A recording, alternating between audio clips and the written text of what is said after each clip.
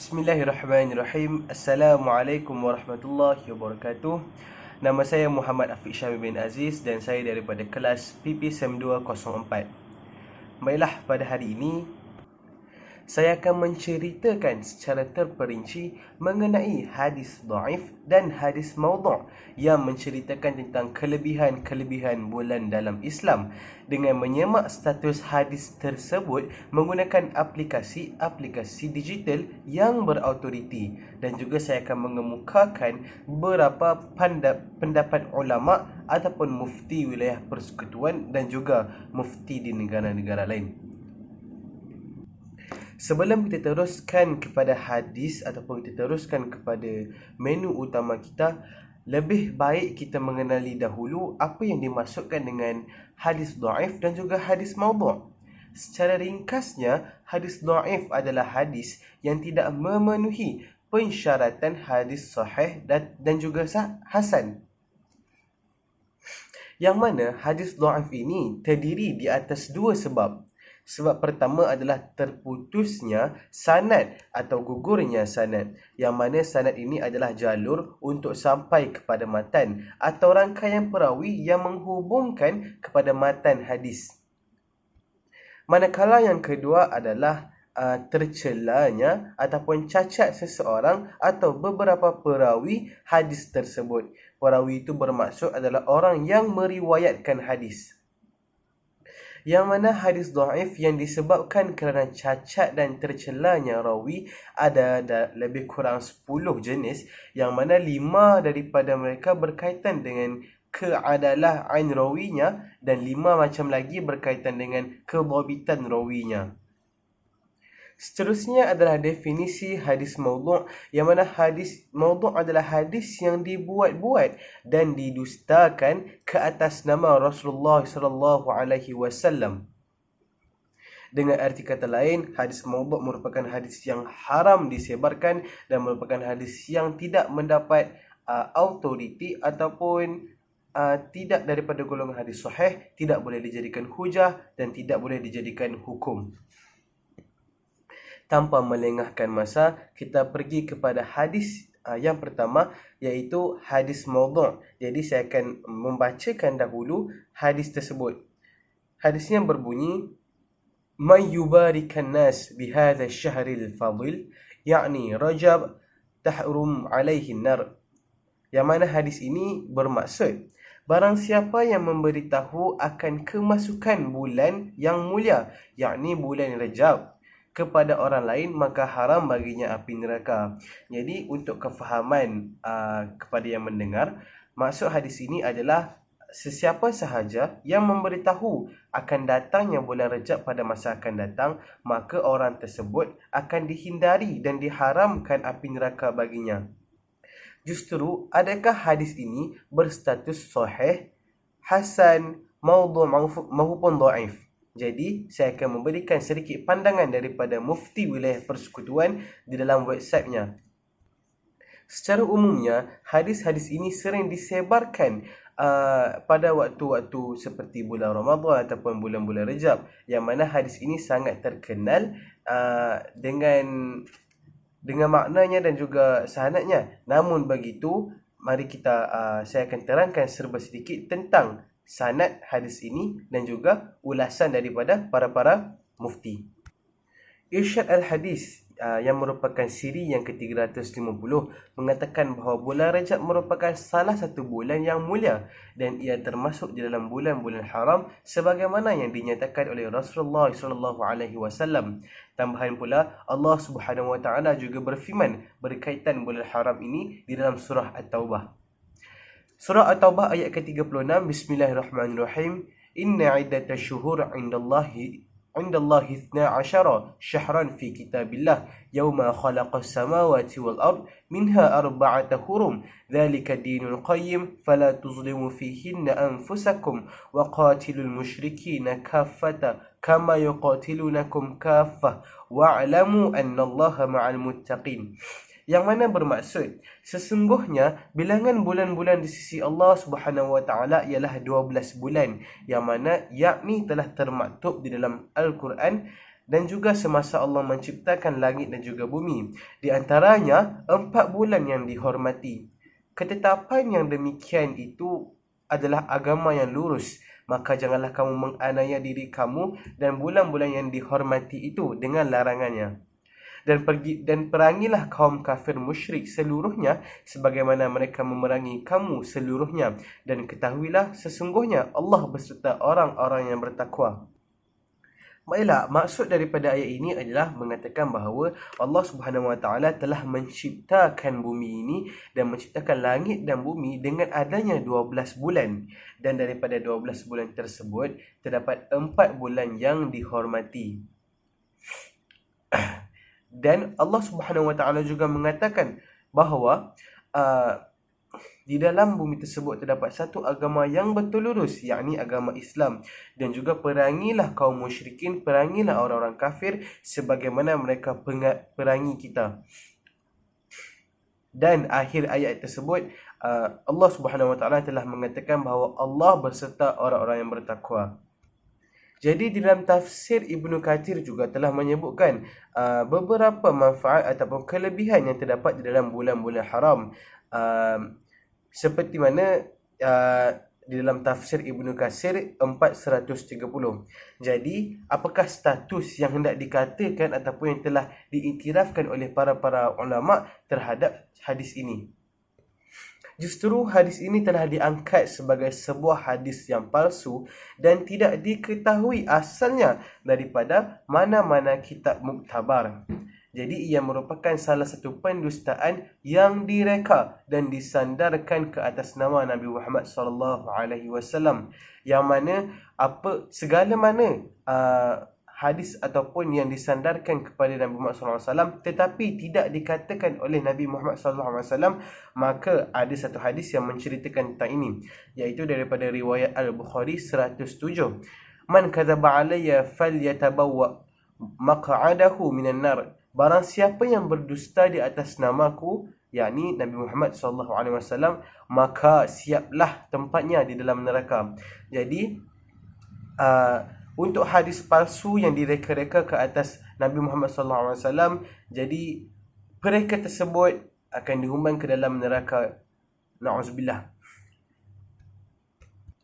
Kemudian berkenaan hadis itu juga, hadis tersebut turut digunakan pada bulan-bulan Islam yang lain seperti Zulhijjah, Sya'ban, Ramadan, Muharram dan sebagainya. Jadi sebagai kesimpulan, ulama telah menetapkan bahawa penyebaran hadis ini perlu dihentikan dan juga kesemua hadis yang menceritakan tentang kelebihan dan memberitahu akan kemasukan awal bulan-bulan Islam ini adalah palsu. Jadi perkara ini perlu dihentikan, penyebaran ini perlu dihentikan melalui meja-meja pensyarah ataupun meja-meja di laman sosial, media sosial dan juga penceramah. Kemudian, apa pula hukum bagi orang meriwayatkan hadis palsu ini? Jadinya para ulama telah menetapkan bahawa tidak boleh ataupun haram bagi kita meriwayatkan hadis palsu apabila diketahui akan kepalsuannya. Jadi sebelum kita menyebarkan sebuah hadis, lebih manis bagi kita untuk menyemak dahulu status-status hadis tersebut di laman-laman sesawang yang berautoriti, ataupun kita rujuk kepada mana-mana ustaz ataupun ulama yang mempunyai ilmu yang tinggi dan keilmuan mereka tersebut diyakini oleh para ulama yang lain. Jadi saya telah menyemak status hadis ini di beberapa website, sebagai contoh website hadis.com, website duara.net dan juga aplikasi Kitabut Tis'ah, yang mana aplikasi-aplikasi dan juga website-website ini berlandaskan kitab-kitab yang muktabar. Jadi apabila saya mencari hadis tersebut, tidak dijumpai di dalam kitab-kitab, tidak dijumpai di dalam website-website tersebut. Baiklah, kita teruskan dengan hadis yang kedua yang berbunyi, Naumus shaimi ibadah wa sumtuhu tasbih wa du'auhu mustajab wa amaluhu mudha'af. Yang mana hadis ini menceritakan tentang orang-orang yang tidur ketika berpuasa dan ia merupakan satu ibadah. Jadi maksud terhadap hadis ini adalah tidurnya orang yang berpuasa adalah ibadah. Diamnya adalah tasbih, doanya dikabulkan dan amalannya pun dilipat gandakan pahalanya. Jadi berdasarkan takrif ataupun hadis yang telah saya kemukakan, jadi saya akan menyemak hadis tersebut dan juga memperincikan dari segi sanadnya, siapa perawinya dan juga pentafsiran ulama terhadap hadis ini. Daripada Dr. Muhammad Hafiz Soroni di dalam website Harian Metro, yang mana beliau mengatakan pentafsiran hadis ini oleh masyarakat ada dua. Yang pertama adalah orang yang membaca hadis ini secara separuh ataupun sekerat dan memahami cukup sahaja dengan tidur sepanjang hari berpuasa. Manakala yang kedua adalah digalakkan orang yang berpuasa untuk tidur sahaja. Jadi, jika kita lihat kepada matlamat berpuasa yang sebenar adalah apabila di dalam bulan-bulan berpuasa ataupun bulan-bulan yang mulia ini, kita sebagai umat Islam digalakkan untuk menambahkan pahala ibadah kita dengan cara yang macam mana? Sahur menambahkan pahala. Kemudian lepas sahur kita melakukan amalan-amalan sunat sepanjang seharian kita berpuasa. Kemudian kita berbuka puasa merupakan satu ibadah. Kemudian kita solat sunat, iaitu solat sunat tarawih dan juga solat sunat witir. Kemudian kita bangun malam. Itu semua merupakan ibadah yang dijalankan semasa bulan puasa. Jadi pentafsiran berkenaan tidur semasa berpuasa ini, sepanjang berpuasa ini merupakan pentafsiran yang bertentangan, sangat bertentangan dengan matlamat manusia untuk berpuasa itu sendiri.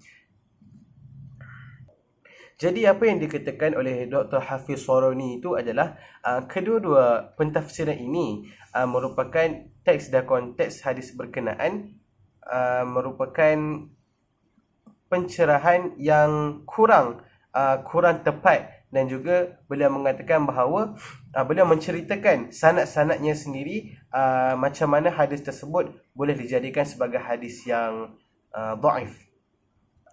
Baiklah, hadis ini diriwayatkan oleh Al-Baihaqi di dalam Syu'ab Al-Imam melalui 3 jalan riwayat daripada Abdullah bin Abi Aufa radhiyallahu anhu. Jalan riwayat pertama ini tidak diulas oleh Al-Baihaqi secara terperinci.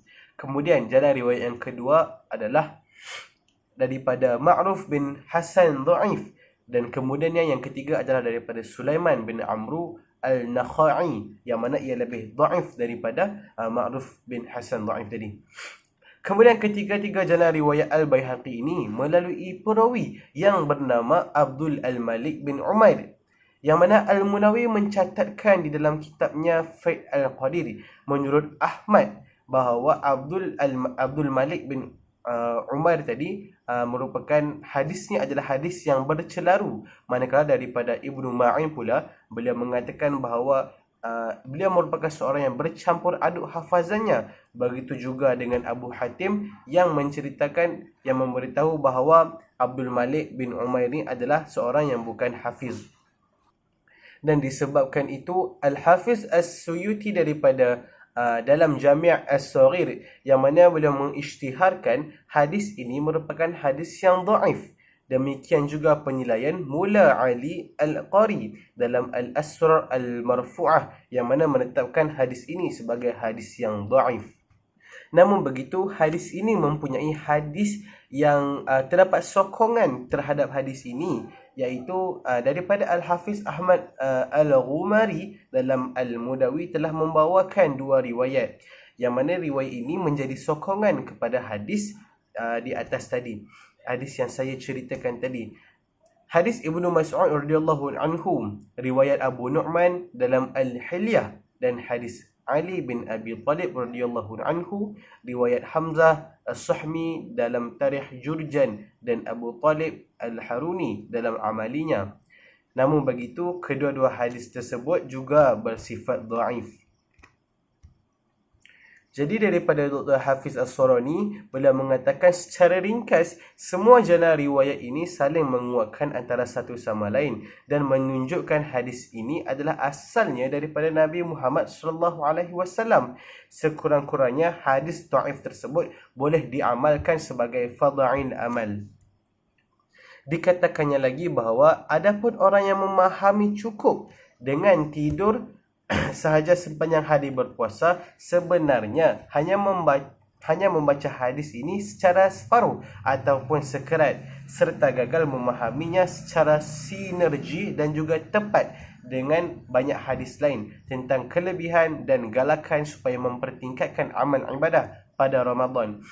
Orang yang memahami hadis ini sebagai menggalakkan orang yang berpuasa supaya tidur sahaja juga sebenarnya gagal memahami konteks hadis. Seolah-olah orang yang berpuasa tidak boleh tidur walau dia berasa mengantuk dan letih sekalipun. Sedangkan orang yang mengantuk pasti akan tidur, yang mana setiap orang mesti akan tidur dalam kehidupan sehariannya. Sama ada beliau merasa mengantuk, letih disebabkan berpuasa atau tidak. Cuma bezanya tidur orang yang berpuasa menjadi ibadah, tetapi tidur orang yang tidak berpuasa tidak menjadi ibadah. Kemudian diperincikan lagi daripada Al-Hafiz Ibn Rajab dalam Lata'if Al-Ma'rif, yang mana beliau menjelaskan, beliau berkata, jika dia berniat tidur, jika dia berniat dengan makan dan minumnya supaya menjadi kuat badannya untuk berqiyam dan berpuasa, maka dia beroleh pahala dengan sebab niat itu. Seperti mana jika dia berniat dengan tidurnya pada malam hari atau siang hari supaya kuat untuk beramal, maka tidurnya menjadi sebuah ibadah dan dikurniakan pahala baginya.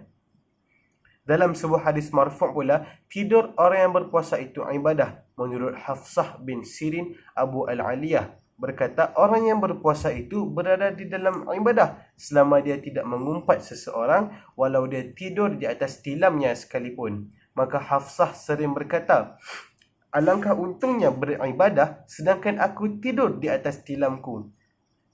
Ini merupakan riwayat oleh Abdul Ar-Razzaq.